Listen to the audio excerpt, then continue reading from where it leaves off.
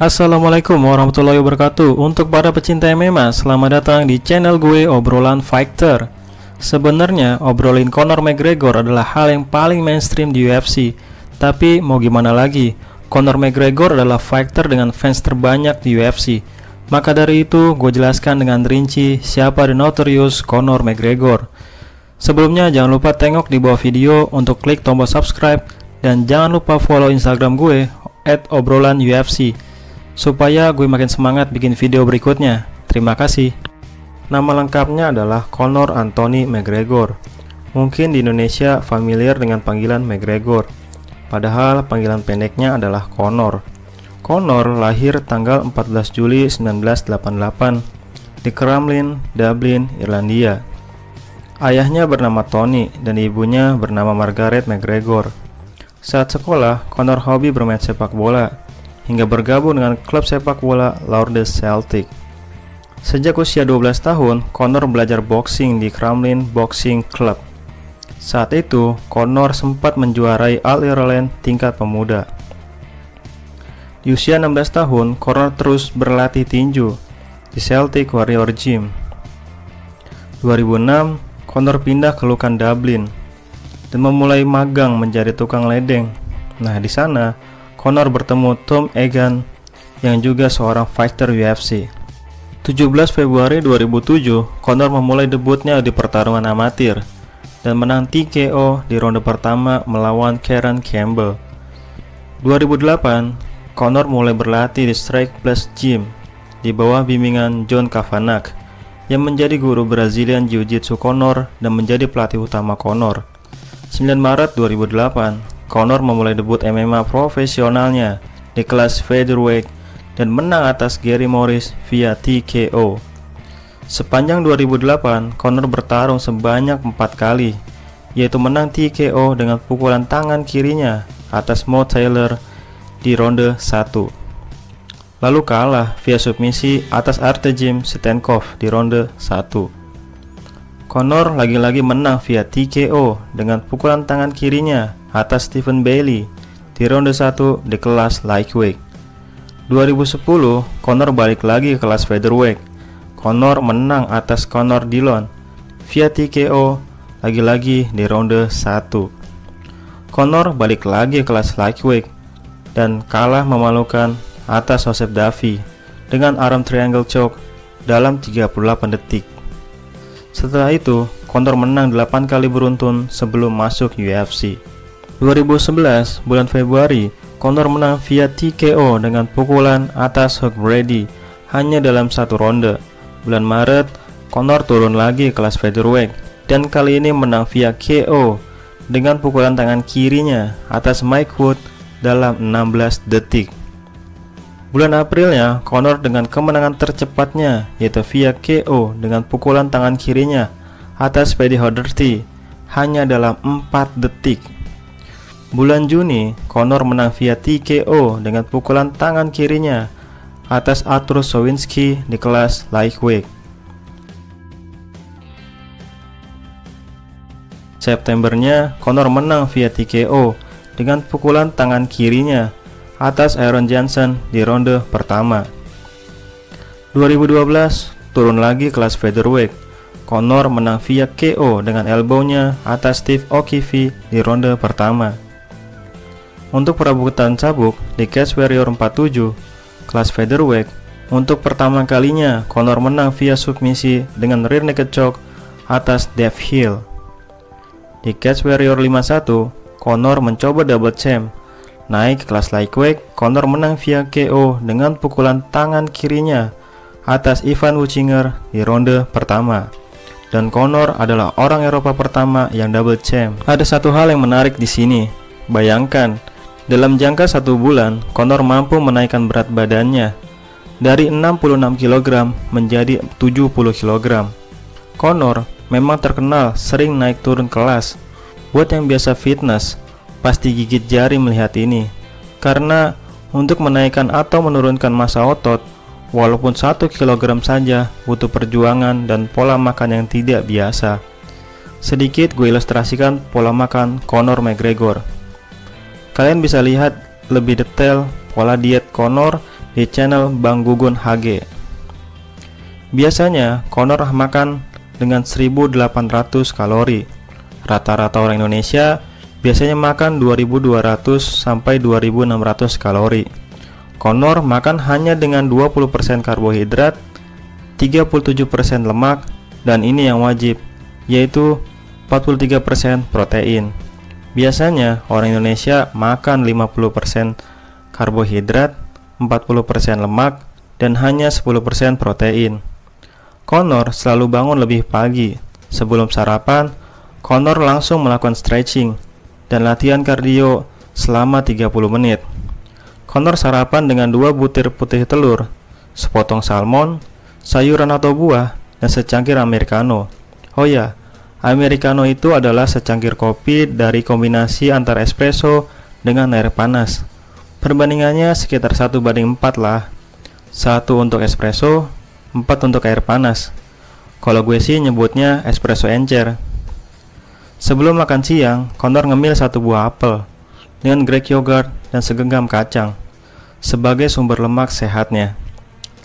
Lalu setelah latihan, Conor minum air kelapa dan protein shake. Untuk makan siang, Conor makan daging sapi dan sayuran.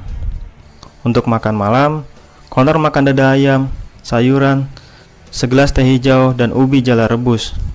Jadi nggak ada yang namanya boba, nasi goreng, apalagi mie rebus. Katanya, saya tidak makan makanan siap saji. Saya tidak makan satupun dari kotoran itu. Saya makan daging berkualitas baik, sayuran hijau berkualitas baik, karbohidrat berkualitas baik, seperti ubi jalar dan labu butternut, dan hanya itu. Conor dibimbing ahli gizi George Lockhart. Februari 2013, Presiden UFC Dana White berkunjung ke Dublin untuk menerima medali emas dari Trinity College. Bersama dengan itu, Dana White tertarik mengontrak Conor McGregor. 2 bulan setelah tanda tangan kontrak, Conor memulai debutnya dengan spektakuler. Conor menang atas Marcus Brimage hanya dengan 1 menit via KO dengan pukulan tangan kirinya dan langsung mendapat penghargaan Knockout of the Night pertamanya. Conor mendapat bayaran 1 miliar rupiah. 4 bulan kemudian, untuk pertama kalinya Conor menang via keputusan juri. Ya, karena lawannya adalah Max Holloway yang sampai saat ini tidak pernah kalah via KO maupun TKO.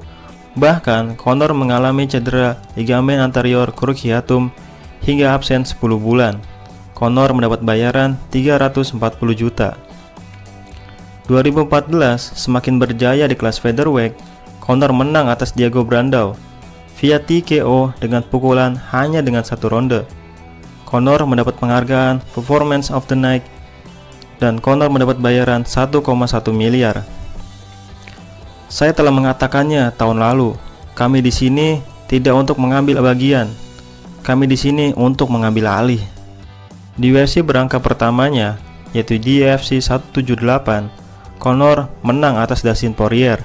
Seperti yang kita tahu, itu via TKO hanya dalam 1 ronde, dan Conor mendapatkan penghargaannya lagi, Performance of the Night.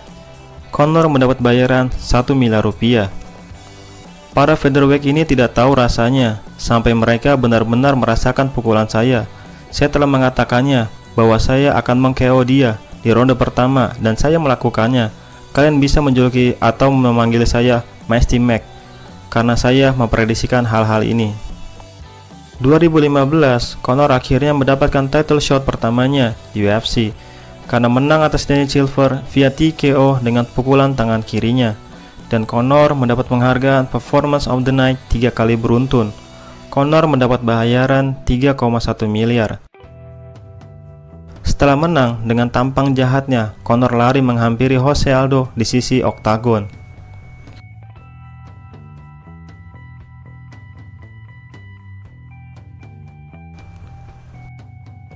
UFC 189, Conor dijadwalkan bertarung melawan sang juara 10 tahun tak terkalahkan, yaitu Jose Aldo. Dengan kecerdasan bisnisnya, Dana White memprediksikan bahwa ini akan menjadi salah satu fight paling bersejarah sepanjang masa, hingga Dana White rela menghabiskan uang banyak untuk mempromosikan pertarungan ini. Terbukti dengan mengadakan tur keliling dunia selama 12 hari di 8 kota dari 5 negara, termasuk di Brazil dan Irlandia. Namun, pertarungan itu dibatalkan dan digantikan Chad Mendes untuk memperebutkan sabuk interim karena Jose Aldo mengalami patah tulang rusuk. Conor terkenal dengan kemenangan singkatnya. Conor menang hanya dalam 1 ronde di 12 pertarungan dan hanya dalam 2 ronde di 4 pertarungan dari 17 kemenangannya. Dan Conor pun menjadi juara interim, menang via TKO dengan pukulan hanya dalam 2 ronde. Conor mendapat bayaran 8,2 miliar. Agustus, Conor sempat menambahkan tato di perutnya, bertuliskan McGregor, nama panggungnya, dan The Notorious, nama julukannya, yang artinya dikenal jahat. Sedikit ngomongin tato Conor. Pertama, tato sosok gorila dengan mahkota yang marah sambil memakan jantung hati. Tidak ada makna tertentu, kata Conor. Pokoknya aku senang saja dengan penampakannya. Kedua, tato harimau, karena Conor menyukai hewan buas. Ketiga, tato salib di punggungnya dengan akar mawar terlilit sepanjang tulang belakang Conor. Walau ada tato salib, tapi ketaatan Conor masih diragukan.